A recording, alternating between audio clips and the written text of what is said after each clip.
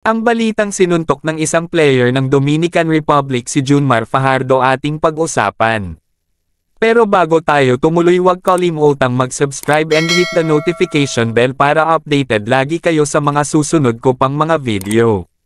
Kinumpirma ni Junmar Fajardo kung ano ang nakita ng mga tao online sa unang laro ng Gilas Pilipinas sa FIBA Basketball World Cup na tinamaan siya ng palihim na suntok mula sa Dominican Republic bigman na si Angel Delgado noong Biyernes ng gabi.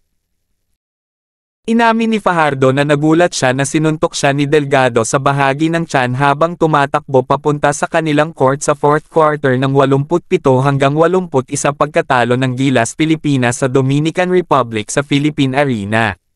Oo nga, ani Fajardo nang tanungin tungkol sa suntok ni Delgado matapos magsagawa ng practice ang Gilas Pilipinas, Sabado ng gabi sa paghahanda ng kanilang susunod na laro laban sa Angola. Sinabi ni Fajardo na hindi niya alam kung bakit siya sinuntok ni Delgado at iginiit na wala siyang ginawa para ma-provoke ang dating NBA player. Hindi ko nga alam eh. Tumatakbo lang ako tapos sinuntok niya ako, said the soft-spoken Fajardo.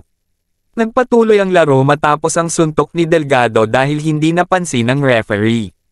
Matapos ang suntok, ang 6-time PBA MVP ay nakitang itinuro na galit kay Delgado ngunit hindi gumanti o nagpasimula ng isang labanan sa kabila ng nakikitang nanginginig sa sakit, isang aksyon na sinabi ng mga tagahanga na tipikal kay Fajardo.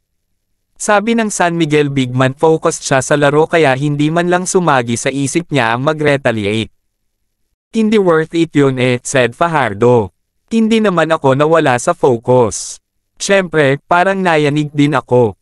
Ang laki nun eh. Hindi naman maliit yun. Kailangan focus lang sa game, said Fajardo. Samantala nagwagi ang Team USA laban sa New Zealand sa score na 99-72. Maalat ang umpisa ng Team USA, lumamang pa ng 10 ang New Zealand sa kaagahan ng first quarter, pero dahil sa tulong ni Anthony Edwards at Austin Reeves nagtapos ang first quarter na lamang sila ng 19-18. New Zealand started great. They came out physical right away at took us. And we need to feel that, because that's what these games are going to be like, ang sabi ni Steve Kerr, ang coach ng Team USA. Si Banchero came from the bench scoring 21 points sa 8 of 10 shooting from the field. Nagdagdag si Anthony Edwards ng 14 points habang si Austin Reeves ay nagtala ng 12 points at 6 assists. Sa second quarter hanggang fourth quarter ay tuluyan ng dinomina ng Team USA ang laban at natapos ang laro na lamang sila ng 27 points. 99-72. At ito ang kanilang box score.